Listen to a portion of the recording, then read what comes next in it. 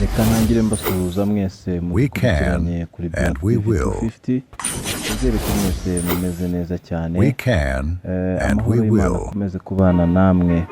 Reka rero dutangire tubagezaho umuhanzi w'icyumweru nk'uko twamubateguriye n'umuhanzi umuziki w'u Rwanda uzwi ku mazina ya Kenny Soul. Kenny Soul yavutse tariki ya 24 Gashyantare umwaka w'1997, akaba afite ikimenyetso cy'inyenyeri birth sign Pisces. Aho yavukiye ni Kigali mu karere ka Nyarugenge. Ubu ngubu akaba afite imyaka 29. Kenny Soul ni umuririmbyi w'umunyarwanda uzwi mu njyana za R&B na Afrobeat. Yamenyekane cyane mu ndirimbo ye nka Jolie na One More Time. Mu kwezi kwa Kamena umwaka w'2023 yasohoye EP ye ya mbere yise Stronger Than Before. Mbere yo kumenyekana akiri muto yakundaga cyane umupira w'amaguru. Ageze ku musozo w'amashuri ye yisumbuye nibwo yavumbuye impano ye yo kuririmba. Yanditse indirimbo ye ya mbere umwaka w'2014, umwaka w'2016, umwaka w'2016 yatsindiye bourse yo kujya kwiga mu ishuri ryigisha umuziki ari ryo ryari i Rubavu rifite amazina ya Nyundo School Art and Music, aho yashinze itsinda ry'abaririmbyi ryitwa Yemba Voice. Maze kurangiza yatangiye gukora umuziki ku giti cye. Yatangiye gushyira indirimbo kuri YouTube mu mwaka w'2019, aho yasohoye indirimbo ye ya mbere yise Nje Nawe. Ibindi wamumenyaho muri Kamena mu mwaka w'2022 yakoze igitaramo ku giti cye mu mujyi wa Kigali. Muri Nyakanga umwaka w'2023 yagiye mu gihugu cya Tanzania hariya ku kirwa cya Zanzibar. Ikindi kandi wamumenyaho akunda gucuranga gitari cyane ndetse n'ingoma. Mu mwaka w'2021 yahawe igihembo cya Isango na Muzika indirimbo nziza ya video. Mu mwaka w'2022 yegukanye igihembo cya Best Male Artist muri Kisama Award. Yahawe YouTube Silver Play Bottom amaze kugera ku bantu 100,000 bamukurikiraga. Mu mwaka w'2023 yahawe igihembo cya Order Awards nk'umuhanzi wumvwa cyane. Ubuzima bwe bwite ubungubu Kenny Soul nta gaciro umusore cyangwa se ingaragu, kuko ubu yamaze kuba yararushinze.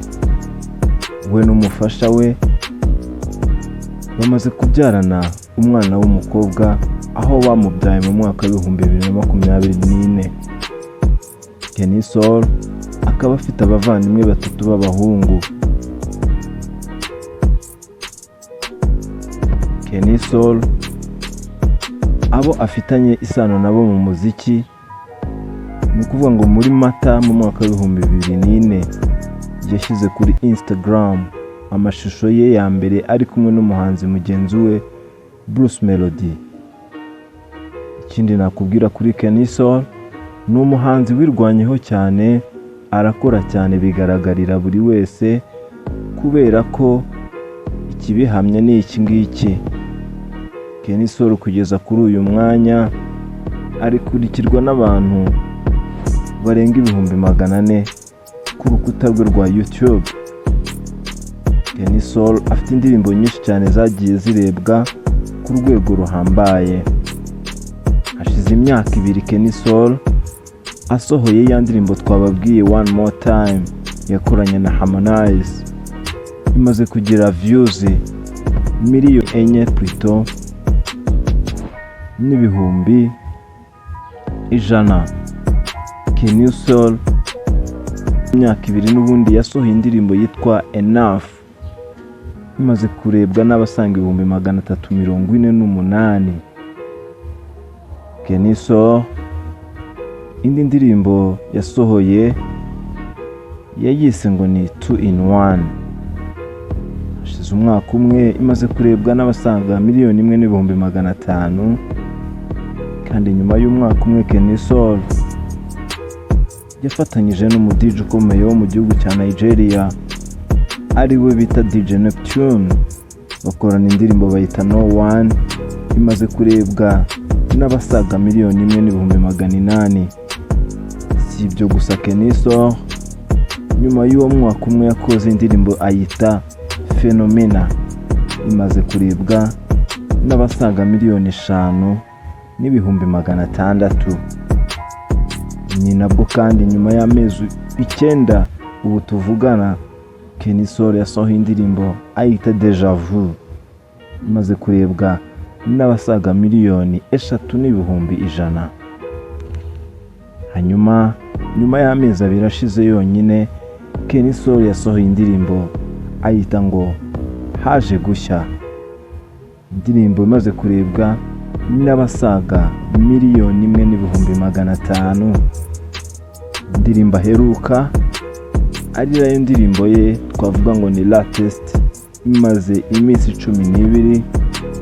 Ni indirimbo yakoranye n'umuraperi ukomeye mu gihugu cy'u Rwanda bamwita Bulldog. Indirimbo bayise ngo ni My G's imaze kurebwa n'abasaga 300,000 mu minsi 12 gusa. Umuhanzi ni Kenny Soul, niyo twabateguriye ku muhanzi w'icyumweru hano kuri Black TV. Ni ukuvuga ngo buri cyumweru tuzajya tubagezaho umuhanzi w'icyumweru. Amahoro y'Imana akomeze kubana namwe, turabakunda cyane kandi muri ab'agaciro kuri twe. We can and we will. We can and we will.